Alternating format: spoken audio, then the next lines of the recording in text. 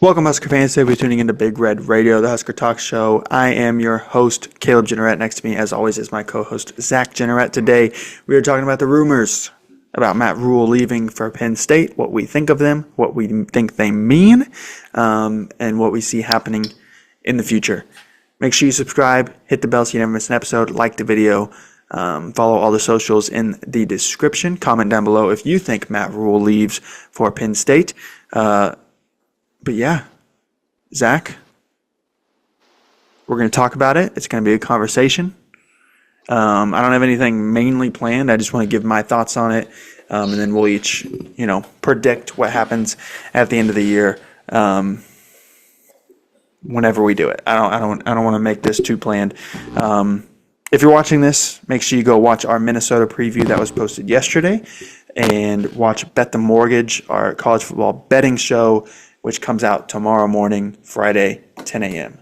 But yeah, Zach, I want to know your thoughts about. I just want you to start with, did your mind change at all based on the press conference that Matt Rhule gave yesterday? No. I mean, sure. Okay, hold on. Before you go into that, what did you think when the rumors first started coming out, and then watching that press conference, listening to what he said? Did your mind change following that? Yeah. So I mean, I don't think he's leaving. Sure. Right. I thought that off the rip. Now I'm not too naive to think that he's not getting contacted about his job. He absolutely is, right?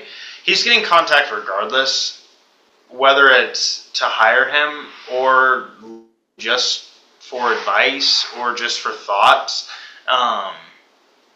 When you look back at Trev Alberts when he was hiring and when he hired Matt Rhule, when people were like, did you actually contact Dion? Right? Did you actually contact this person? Did you actually contact Matt Campbell? He said, to be honest with you, I've contacted about everyone. And they're not all about job offers. Sometimes it's about, what do you know about this coach? What do you know about this coach? What do you think about this situation? What do you think about this situation? Matt Rhule has a very good relationship with the Penn State AD. He's going to be contacted in some sort of way.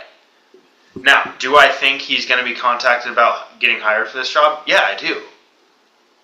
I think you're naive to think that they don't want to have Matt Rhule in this position. He's done more, or he's done a lot with a lot less. Temple, when he took that over, was bad, atrocious. Nebraska, when he took it over, also atrocious. Penn State is not in a dumpster fire situation. Penn State is in a top 10 nationally situation right now as far as culture goes, fan base goes, players goes, recruiting goes. Yeah, I think Matt would be a great hire here. I don't think it's worth it for him to leave. I don't think it would be an insane amount of money needed because he has moved not only his personal family, but his parents. His wife has started a business. His kid goes to UNL. He talked about his daughter's finding a volleyball club. His family is rooted in Nebraska. There's no reason for him to leave, right? Other than, like I said, ungodly amounts of money, which I don't think they're going to do. I think they can get someone same caliber for a fair amount of money. Yeah. So you and I want to talk about the jobs compared to each other, but I also want to give my prediction. I don't think he's leaving either, but I'm not as confident in that as you are. I wouldn't be shocked if he left. I would be surprised, but I wouldn't be like, "Oh my gosh, I can't believe this happened." Like how could this happen? Like I can see it. I can see it happening. He's an alum. He's a really good coach. He has a relationship. A lot of people are predicting this to happen for a reason. I don't think they're dumb for predicting it. I do think that, like you said, all the family stuff matters a lot. When he first got hired, and I think Matt Rhule has said a lot of things in the past. People are bringing up the Baylor thing where he said, NFL is not right for me right now. Another job's not right for me right now. And then he ends up doing it. Matt Rhule has also said since taking the Nebraska job, he's like, I have no reason to not just be brutally honest anymore. Right? And he said it time and time again. He's like, I'm going to be brutally honest no matter what. So I don't think he's lying in what he's saying. I do think he loves it here. I do think he's happy. He said all those things in the press conference. He said numerous times since he's taken this job, numerous times this year even, he's like, there is no place like Nebraska. He talks about having his daughter in the stands. He said, you can't do that everywhere. Philadelphia is one of the most, I don't want to say toxic fan bases, but they're very volatile. Like, we saw it with James Franklin. He's walking off the field with his daughter. They're screaming things at him. I don't know what exactly they were screaming, how negative it was, but they're yelling stuff at him. Like, they're not happy with him, with his daughter right there. Like, that's a place Matt Rhule couldn't do that. You can't have your daughter and your family in the stands. People are crazy. Nebraska's different. If you're winning, if you're doing the right things at Nebraska, Nebraska's going to be super nice to you. And even if you're losing, nobody's going to be mean to your face the way that Penn State fans would. Think about it, at the worst it ever was with Scott Frost. I don't know. I could be completely wrong here. I don't think there was people screaming at him, threatening him. There was certainly boos in the stadium, which there's been boos this year. I think the fans have the right to boo when things aren't looking good. But it's just at a whole different level at Penn State, and you just got to look at the little things that he says. When he got hired at Nebraska, he said, I've uprooted my family before. He said, I know what that can look like. I know how hard that can be. And like Zach said, he has roots in the ground here. His daughter is in the volleyball club, whatever. His son's going to UNL. He brought his parents here. His wife has a business here. One of the biggest quotes I keep going back to, what he said in his press conference is, you don't mess with happy. And unless he is just completely acting and showing something that he's not, he looks very happy at Nebraska. And I think people are underestimating, I saw someone tweet it today, how good of a job Nebraska can be. So that's what I want to talk about next, is just comparing the things you look at when you're comparing jobs. So recent success, certainly goes to Penn State. And I want to start this off by saying, I think right now, right this second, I think Penn State is a better job. I do think Nebraska has the potential to be better or at least the same job as Penn State if Matt Rhule can do what he thinks he can do. Recruiting location goes to Penn State. When you get in the Northeast, when you get Penn State, Jersey, New York, even Virginia, you're going to have a lot of good players around you. I don't think that means Nebraska can't recruit those guys. Obviously, as we've seen, these guys that are decommitting from Penn State are getting offers from Nebraska, are going to take visits to Nebraska. So they're playing on an even playing field. Obviously, you have better access to those at Penn State, but Nebraska can access those guys too. But Penn State gets the edge there. Now we get to fan base. Easily Nebraska. We've already talked about it. Nebraska has one of the most, I think, the most loyal fan base in the country. You've seen what's happened the last few years, the last 10 years even, and Nebraska fans are still coming out. You can call the sellout streak fake. You can call whatever you want. Those stadiums are more full than any other stadium in the country every single weekend. They're full. Facilities, Nebraska. You've seen it with recruits. They come in and leave Nebraska saying, those are the best facilities I have ever seen. And these recruits have visited places like Penn State, places like Georgia, Alabama, Texas. They truly say, they have no reason to lie.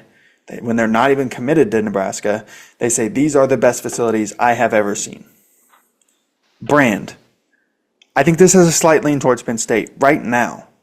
But if Nebraska continues to win, Penn State, who knows? We know how firing a really good coach can end up. Us, especially. Firing Bo Pelini. We saw what happened. Obviously, James Franklin is a different level, but I don't think firing him, getting a new guy in is automatically going to make you even maintain what you guys were doing. They hope it can take them to the next level, but I think right now it's slightly Penn State. If Nebraska continues to win, Dylan Raiola continues to play well, that brand recognition is going to turn quickly. And then potential, as I said, for the job and for winning championships, I think is even. Like, you look at Penn State. Yes, they have been great recently. They've had the right guy in there with James Franklin. And I'm not even here trying to say they shouldn't have fired James Franklin. I think if you truly believe James Franklin hit his ceiling, yes, you need to make a move and try to go farther if that's what you think you can do. Why can't Nebraska be that? Like, you're looking at recruiting. Nebraska is in the same spot Penn State was when they first hired James Franklin. You know, top 25 classes, not cracking the top 10. Now you look at it. Nebraska, as of right now, very early, has a top 5 recruiting class in 2027. That's not a mistake. Like, that's not a fluke. Matt Rhule is putting in the roots to truly succeed here at a very high level for a very long time. So I don't think the jobs are that different. I think Penn State right now, as I said, is a little bit better. But is it more enough of a better job that Matt Rhule would deroot everything he has built here to go to that job? I don't think so. As I said, I wouldn't be surprised. I wouldn't be shocked if he did. So is there anything else on the Matt Rhule front that you want to talk about before we get to, like, because I do want to talk a little bit about, like, some other candidates for the job, what that yeah, one thing I want to bring up is one thing that you brought up about Matt Rhule being the favorite, the betting favorite right now to get this job. If you want to look at, like, jobs that have opened up and been taken, big time ones previously, let's start with Alabama, right? When Alabama opened up, when Nick Saban retired, Kalen DeBoer was certainly not the betting favorite. Like, I guarantee you that. He was up there, right? But yeah.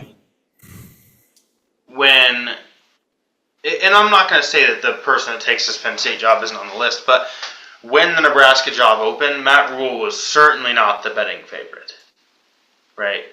Like, he just wasn't at all.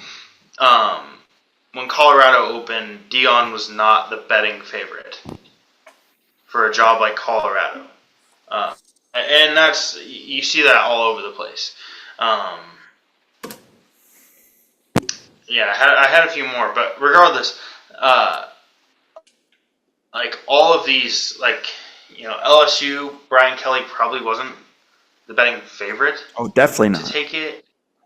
Right, like, it's just Dan Lanning at Oregon, right? Like, all these people, like, they're not the betting favorite. And honestly, a lot of the time, the person, like Kurt Signetti at Indiana, right? A lot of these places, the hire is one that they don't know. Like, don't be surprised if, and I'll kind of get into, like, you know, some of these candidates, but this future, it honestly might be more likely the next coach at Penn State is not being talked about at all right now.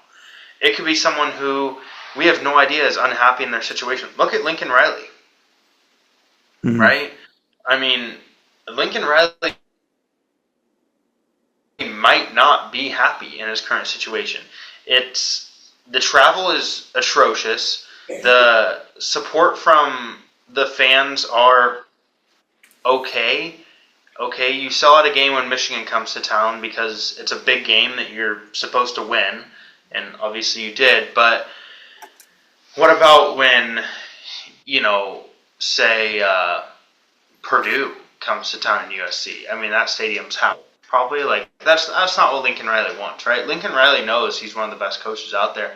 That's certainly not what he wants. It's places like that where a really, really good coach is currently unhappy, kind of flying under the radar, and no one really knows that he's that unhappy. But yeah, it pushes him away, right? Like, I don't know, maybe Matt Campbell is unhappy at Iowa State.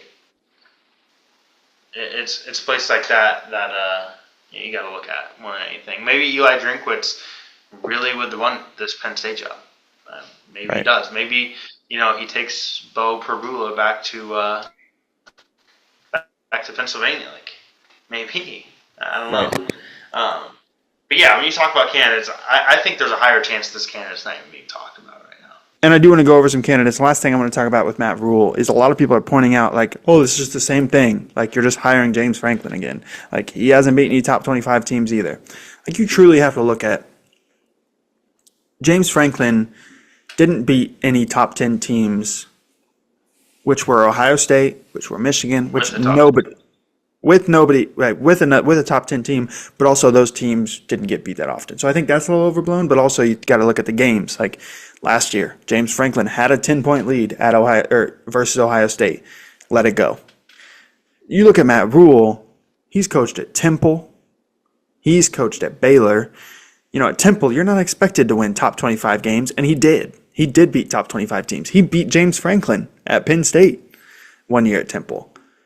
At Baylor, the top 25 teams he got to face were Oklahoma and Texas, who were much superior to Baylor, and he almost beat them. And then at Nebraska, there's been some opportunities where I think he had a very good shot, but I don't think he's been favored against a lot of top 25 teams at Nebraska, which I think is important. He has done more with less than James Franklin did at Penn State. Now I want to talk about some candidates. I think there is a chance. I know you think that they're not being talked about at all. I think there's a very good chance that it is someone we're talked about. And I'll give my prediction at the end. But I also think there's a lot of people or a lot of coaches that aren't being talked about enough. I think Matt Campbell is someone being talked about a lot. I think, comparing him and Matt Rhule's situation is a little different because he could be happy at Iowa State, but he could look at Penn State, and Penn State has wildly more resources than Iowa State does, right? It's not the same way it is with Matt Rhule at Nebraska comparing to Penn State. Mike Elko, he is not being paid enough at Texas A&M, and he could use this Penn State job as a leverage to get more money at Texas A&M, but also Mike Elko's from the area, went to school at Penn. Like, he could go there, make a lot more money, have a better chance of winning the conference. Who knows what Texas A&M can end up being this year. Eli Drinkwitz, we already talked about, has done well with NIL, has done well building rosters at Missouri. He can definitely build a really good roster at Penn State as well. Manny Diaz is someone I don't think is being talked about enough. I think he's just being thrown off. Head coach at Duke, was a DC at Penn State. Marcus Freeman is someone who has been brought up saying, the Penn State AD is going to take big swings. It could be Marcus Freeman. Glenn Schumann, DC at Georgia. Why is this not being talked about enough? Dan Lanning was a DC at Georgia. We've seen how that's gone for Oregon. Why not? Why isn't Penn State trying to do the same thing? Go get the young hotshot coordinator. You don't have to pay him as much, and the potential is through the roof. And my final one that I think, why not try to hire this guy as your first choice? Brian Hartline from Ohio State, the OC now. We have seen he can recruit top-tier talent. Nobody recruits receivers better than Brian Hartline. We see them all in the NFL. He's young. He's seen championship football with Ohio State last year. Every single year they're competing for championships. He's been there for a long time. I think he might want to take the next step, and I think he might be ready at this point. Like, maybe he's not the best play caller, but he could be a really good head coach, and I think it just takes one team. I don't think he's going to go to Michigan for sure. I think his ties to Ohio State are too deep to kind of do that. I think he would be seen as a traitor at that point. So I think Penn State, they would get it. Like, this is an upgrade, and sure, we're going to have to play you every year, but I think it's okay. Like, those are the candidates I think. I'll let you talk about maybe some candidates I didn't talk about, and then we'll predict who we think gets hired, and then we'll get out of here. Yeah, I think one that you absolutely have to talk about is that you didn't, that I just brought up, and it's one that I didn't even start thinking about until today. I think Lincoln Riley is one that you do need to talk about. I don't know that he really is all that happy at USC. I think when he went to USC, it was, this wonderful job, but now it's like, back then they were still in the Pac-12. The travel wasn't crazy, which I get. It doesn't really. A lot of people can say, well, you're just going to the other end, so it doesn't change much. But, USC, your closest game, other than Oregon, UCLA, and Washington, which you don't play every year, is probably Nebraska, which is still across 2 time zones. And then you start thinking Iowa, and Illinois, and Michigan, and Indiana, and Minnesota, Penn State, and Maryland. Penn State, yes, your farthest ones are out there, but also you get to play a lot of Indiana, Ohio State, Michigan, Maryland, Rutgers,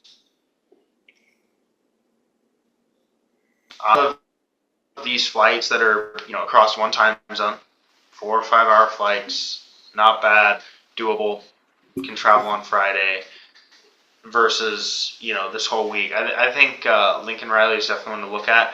But I think you also have to look at guys like, now I just don't think, the only reason I don't think Brian Kelly will be looked at is because I don't think that he's good enough to be considered a big swing. I can tell you right now, I don't think Brian Kelly's super happy where he's at. I don't think he's very happy with the media around him at LSU. I don't think he's very happy with the fans around him at LSU. I think if he was a little better, maybe that's a big swing, but Marcus Freeman might want to coach in the conference. Lane Kiffin, I think, is completely stuck at Ole Miss, or else I think he might be one that you could look at. But I don't. I think a lot of people are overlooking that what you're talking about is hiring a big coordinator. I think there's a pretty good shot at that because there's not really any massive coaches, and so that really is why I think that it's going to be someone that we don't really talk about, because I think it's going to be, like I said, someone that's unhappy at their current situation that no one really knows, because there's not any massive coaches available or any massive coaches that are like there's not like a really good coach at, say like a Liberty right now or a James Madison right now, and there's not a really good coach at one of those smaller schools that is looking for that move up. Currently, all the really, really good coaches are at really, really good places, and so it's got to be someone that is either unhappy at their place or looking for a step up. Yeah. So who would you predict right now? And obviously, most likely who we predict isn't going to get the job. But if you had to choose right now, who do you think is the job? I think it's realistic. I think Lincoln Riley is a very realistic opportunity here for Penn State. I mean, they've got the money, right? Like, Lincoln Riley is one about money. If you really want to be able to recruit and you want a good brand and you want to be able to win whenever you want, Lincoln Riley is a very good coach and a very good offensive mind. Something that Penn State hasn't really had a ton of is like a really, really good creative offense. They've had very, very good defenses and very consistent offenses, but nothing that's going to go win a national title. And I think that you go after Lincoln Riley. Yeah. If I had to guess right now, I don't think enough people are talking about it. And I think people are just assuming that he just wants to be, in Texas. Mike Elko, everything you point to with Matt Rhule ties to Mike Elko. Yeah, he's not an alum, but he went to the school right down the road, and he's from the area, and he's not getting paid enough at Texas A&M. Yes, maybe Texas A&M just gives him more money. They have a ton of it down there. Maybe he just takes his talents to Penn State. He's a good coach. I think he fits the culture. He's a defensive-minded coach. So yeah, if I had to guess right now, I think Mike Elko. I don't think it's anybody that we're talking about, really. If it was, I would say a guy like Manny Diaz. Manny Diaz would be my next choice, just because all the connections as well, and he fits the culture, and he's, it would be a step up from where he is. But like I said, if you see anybody saying, this is what's happening, this is what I'm hearing is happening, you can't listen to it. Like the guy that came out on Sunday saying that all sources are pointing to Matt Rhule. I think it starts and ends with Matt Rhule. He also, and I tweeted this out, I found a tweet where he said, everything I'm hearing is that Dan Lanning will not be taking the Oregon job. That was a real tweet that he sent out. So you just can't believe everything that you hear, because these coaches are going to try to use it as leverage. We saw what Mike Norvell did with the Alabama job. He got a raise and he got better buyout options at Florida State just because Florida State was worried that he would take the Alabama job. He might never have been up for the Alabama job, but his agent convinced Florida State that you need to give him more money because he is up for it. Maybe that's what's happening at Nebraska with Matt Rhule. Who knows? But yeah, that's pretty much all I have. It's a situation that's going to happen or going to be ongoing for the rest of the year until they hire somebody or until Matt Rhule comes out and turns it down, which I don't think is going to happen. So, yeah, you got anything else before I shut it down? No, I don't think so. Make sure you go watch our Minnesota preview from yesterday on the channel. Make sure tomorrow you watch our Bet the Mortgage. Hang on. Go ahead. I did have. That's what it was. I did have one thing. The reporter who asked Fran Brown about taking the Penn State job, I would love to know if that was a meme, because I can tell you right now, Penn State didn't even think about hiring the Syracuse coach. He's a pretty good coach. I don't think I hear you. Yeah, I don't think it's big enough either. He's not a good coach, but I mean, there's bigger fish to fry at Penn State than hiring the Syracuse coach. Yeah, no, I agree. Make sure you subscribe, hit the bell, leave a like, comment down below what you think, who you think takes the Penn State job. But yeah, we'll see you guys next week. Go Big Red.